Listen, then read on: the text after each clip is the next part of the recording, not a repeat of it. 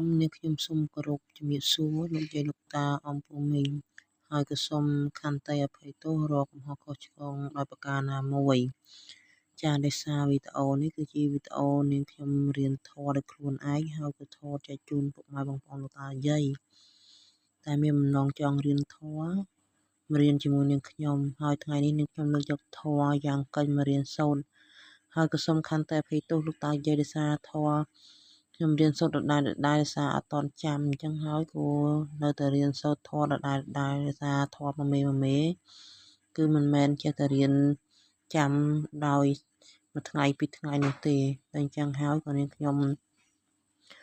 រៀនសូត្រធម៌ដដែលចាហើយសូមលោកយាយលោកតារៀនសូត្រជាមួយនឹងខ្ញុំទាំងអស់គ្នាយ៉ាងកិញ្ញចេកុសលកម្មੰកតពាំងកិរិយ៉ាងមកាយេនវាចាមនសាតិតសេសុគតੰកតੰយេ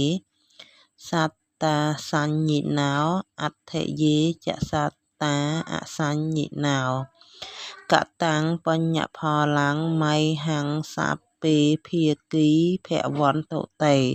យេតាំងកតាំងសុវិទិតាំងទិននាងបញ្ញផលੰមយាយេចតដ្ឋ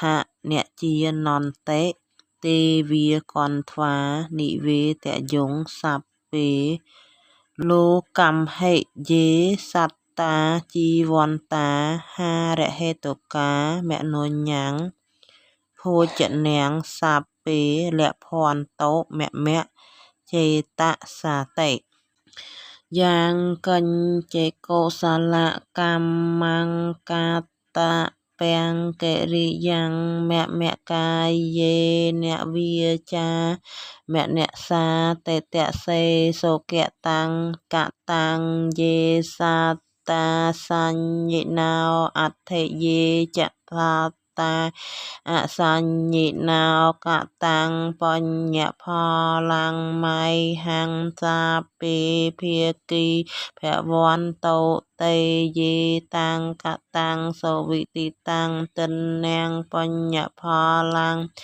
មយាយេចតដ្ឋអ្នកជានន្តិទេវាគន្ធ្វានិវេតយងសព្ពេលោកម្មហិយេសត្តាជីវន្តាហារហេតុកាមនោញ្ញੰភោជនាងសព្ពេលភន្តោមចេតសាតិ